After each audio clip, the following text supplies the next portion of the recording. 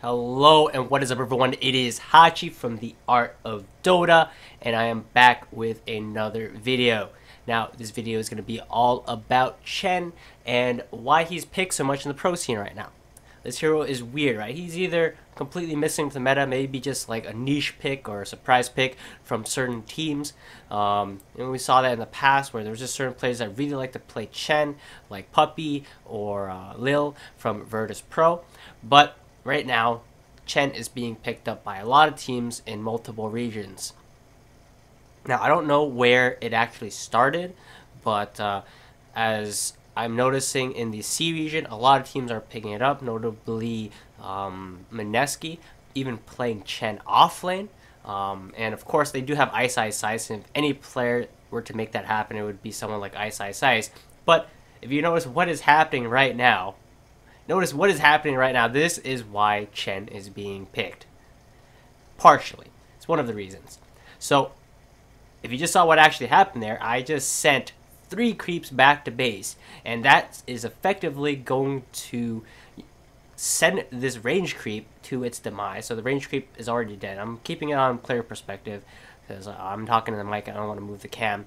But if you notice where the wave is going to meet, I'm also blocking the wave. I didn't do this perfectly. This is the first time actually trying this out, and players actually approach this differently. We see some players only send the range creep back, and then that's going to also push the wave in. You're basically messing up the creep wave, and it's going to just be chaotic for the enemy team to try to fix, because in addition, I went for the safer play here because they had a bounty hunter as well as a Rubik, so I was afraid of walking forward and taking the creep from their big camp.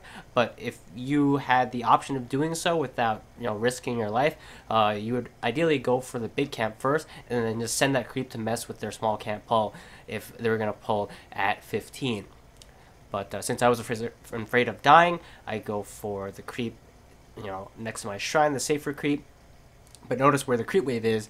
If you look at the mini map, Doom is farming near the tower. So if you're playing Chen, you start in the off lane, you're going to give your off laner effectively pretty much a free lane for the first couple waves. And this was accomplished by doing a creep wave pull, but that's a lot riskier. Like, notice we didn't risk much at all. It's similar to like an Earthshaker Fissure or a Tusk Ice Shards block. So that's what you're able to do with Chen. You do need a clarity, so you keep your mana up, but as you see, Holy Persuasion doesn't cost much mana at all, and it has a very low cooldown. That was changed in like a previous patch. It went from having a pretty high cooldown to only a 10-second cooldown. It allows you to do very cool things in the early game. Now, not only are you able to send your creeps back to base, there is a bug where you actually can send wards back to base either. Now, that doesn't help you out. Sending creeps back to base, that helps you out, but if you accidentally misclick onto a ward, yes, you can send a ward back to base, and it'll just be stuck in your fountain. It actually just gets stuck there. But notice what I can do right now with my troll creep is I can send it back to base, without much mana cost, without much of a cooldown, and I can immediately send it right back to me to heal it up, give it some extra mana as well. And you can do that just to regen your creep, because as a Chen, it's really important to keep your creeps alive early on, as they are your main source of strength. And it's really nice that you're able to do this without much of a cost, right? It'll cost you a little bit of mana, but not too much at level 1. And once you get level 2, you can even continue to do it, as even if you do get level 2, it doesn't scale by that much mana. I mean, just 20 mana is a decent amount, but it's still manageable, especially if you have Clarity's stockpile. Now, another thing you can do with Chen is, because of the change to Holy Persuasion, it's pretty much always up, you also can respond to ganks. So I thought of responding to the gank there, but I was a bit afraid as I didn't know if I can deal with Meepo. Let's say I had 2 creeps, I think I would definitely gone there, but ideally I could have TP'd mid there if I wanted to, and then before I channel my TP, I start channeling Holy Persuasion to myself, and I'll immediately arrive at that location with my creeps teleported to me. And that's something really cool that can actually surprise people. Because normally you see a TP from a Chen and you're like, oh, it's just a Chen, who cares? But then a Chen TP's in and suddenly he brings in like 2 centaurs with him, or like a troll and one of those golems, and you're just getting stunned under the tower and you just immediately regret your dive. Now, Chen plays pretty similar in the early game as he did in the previous patches. The thing is, he's kind of nerfed, but then kind of buffed at the same time, right? So he's buffed in some senses and nerfed in some other senses. So the nerf is that creeps don't spawn until a minute now, so you need to find something else to do. But as you saw, I made very good use of my time. I sent 3 creeps back to base. I ruined the creep equilibrium for the Jug, and now he has a very messy lane. Right? As a carry player, you never want your lane to start out with 3 of the enemy creeps randomly just getting sent back to their base and then walking to your lane one by one. It just is chaotic, and it's going to mess up your last inning. It's going to mess up how you can deny and everything. And in addition, Chen is going to be there with some jungle creeps attacking your support, maybe harassing you as well. And if you ever get caught up with too many creeps under your tower, he might even just dive you. But I don't see that opportunity against a hero like Jug, so I'm going to take this Mud Golem and I'm going to go mid instead. Now, as a Chen, you can just play between the safe lane and the mid, and you're just screwing their 2 more important cores, right? In some scenarios, you might want to go to the safe lane and start there if your carry really needs help, but my Luna was able to do just fine against the Mirana, and it was no big deal at all. In addition, Mirana is somewhat picked up a counter to Chen now, as she does have an ability to deal with his creeps early on with her arrow. Now, other heroes that can do this as well are Witch Doctor and Crystal Maiden, and these are the main heroes that you are going to want to watch out for when picking Chen, because even heroes like, Axe, Legion Commander, that will counter you later on, they can die to you in the early levels, as they haven't skilled up their ability yet, overwhelming odds or spin, and you definitely can still kill them, level 1s to 3, where you're the strongest anyway. Now, playing Chen is all about maximizing your impact in the early game. You really want to put a lot of pressure on the map, force a lot of rotations for the enemy supports, and effectively give your cores free farm. So what I did in the off lane, I pretty much gave my Doom a free lane pretty much against Jug, and then I rotated mid, forced a lot of rotations there. Unfortunately, we weren't able to kill the Meepo, but we forced him into the jungle, which is giving SF free farm. But another reason why Chen is so good right now is that he's a very good tempo-oriented support that provides a save as well. In a very low cooldown save, right? It's only 10 seconds on his Holy Persuasion. It does take a while to actually go off, but if you can time your save, you can save your carries from a bad engagement, sending them back to base, or you can just send your cores back to base just to regen and they can TP back, similar to like an Ember Spirit would do. Now, the way you want to play Chen in the mid game, or like the mid-early game, I don't know what to call it mid-game, is just camping your creeps. You don't want to just force towers. A lot of people play Chen and they're kind of new to the hero, and they'll play the early game kind of well, but then come mid-game, they'll get lost and they just try to run at towers. That's not always how you want to play the hero. You got to be strong enough to take the towers. Make sure you're strong enough to take the towers. If you're not strong enough to take towers, just take control of the map. Chen is a map control hero. He effectively does it in the early game by being stronger than pretty much any one support alone, by having a creep army with him, and then later on in the game he does that as well. If you have 4 creeps saved up, or just positioned with wards in an area, no one can really walk up. Even core heroes will have to watch out in the mid game, as no core in like 15 minutes can fight against 4 jungle creeps. They simply can't, right? Especially with you being there as well, you cast the Penitence onto them, and they're going to take a ton of damage. Now, the build right now is to max out Penitence over the Test of Fate. I think I do end up going for 1 point in Test of Fate in this game, but most pros are skipping this entirely and just leveling up Penitence for just some extra damage amp as well as slow. The reason is, Test of Fate used to be good because it actually was the ability you'd use to send people back, and it was split up into 2 abilities, right? It was the nuke and then the send back, or you can send back creeps and of course call creeps to you as well. But now that the send back is put onto Holy Persuasion, is literally just a nuke as well as a pretty insignificant heal. It just feels really bad. I feel like this ability is going to get changed. It just feels like a bad ability. It doesn't do that much damage. It's also random damage, and the heal is not too major. Nice thing is that the heal is always a maximum, or it does the maximum heal when you cast it on yourself. So it's a good burst heal on yourself. It might allow you to survive like a gank or something like that. But other than that, it just doesn't feel like a good ability. That's why a lot of pros are just gonna max Penitence and just ignore this. And of course, you're going to max Holy Persuasion first. I'm talking about the second ability you max.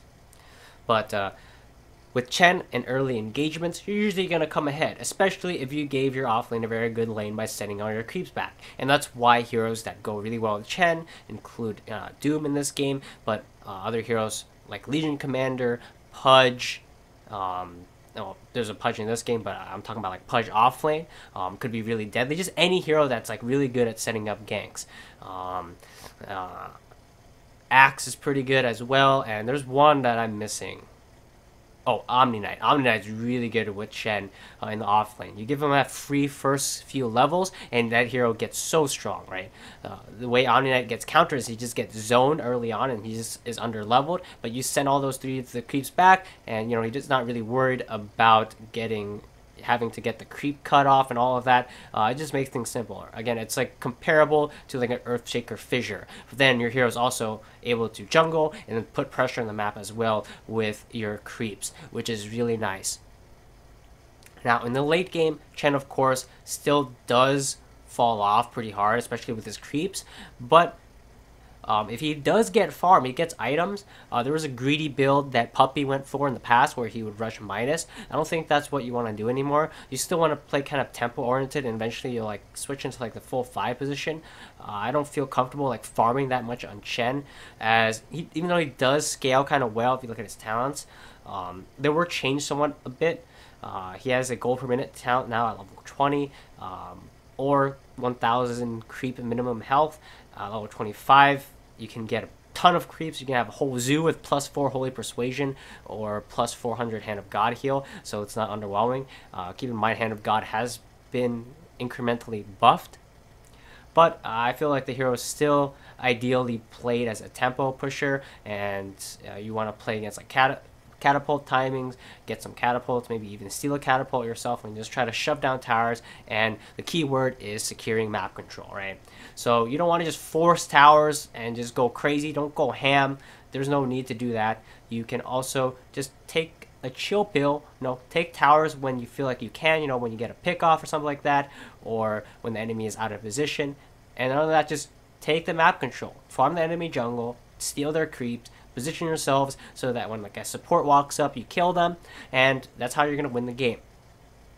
And always be in position for sendbacks as well. That's really nice. It's going to save your carry TP, and it's going to save them a lot of time. Now, a build that PPD has been going for, and I noticed that he's winning a lot of games with it, is the Medallion build. Now, with Medallion, you're going to be able to help your team secure Roshan, but also for pushes, you can use it on the creep that's tanking the tower. It's going to give it a lot of extra armor, allow it to tank more shots, and also you can just straight up build it into a Solar Crest, which is going to give even more armor and evasion as well. It makes you a little bit tankier. You could also even use it offensively and to take Roshan. I really like that item on Chen. Other Chens have been going for mechs. I've seen like pipes on Chen, which is really good, of course, if you're playing against like a Zeus or a Tinker. But the main build right now, I've been noticing pros build on Chen are supportive items. I think I've still seen Midas on some players. I believe it was Ice, but he was playing offlane Chen, and they were already quite ahead, and I think he was just going Midas to secure the game. Other than that, I do think that it's better just to build, supportive aura items like Force Staffs and things like that wouldn't be bad either. But Chen feels like he's in a pretty good position right now. I played him a little bit at the start of the patch, and he didn't feel that bad. I even won a couple of games with him. But now that the pros are starting to pick him up, I think I'm going to play Chen more, as I've gained a lot of MMR with Chen in the past, even though I feel like I'm not the strongest Chen player. And I feel like it's a hero that if you know what you're doing, you don't even have to be that good of a Chen player. So notice what I'm doing right now. This is securing map control. I have pretty useless creeps, but I just have a sentry down, I have a ward down, I'm camping for anyone who walks up. Most notably the bounty hunter, and we're just going to kill him.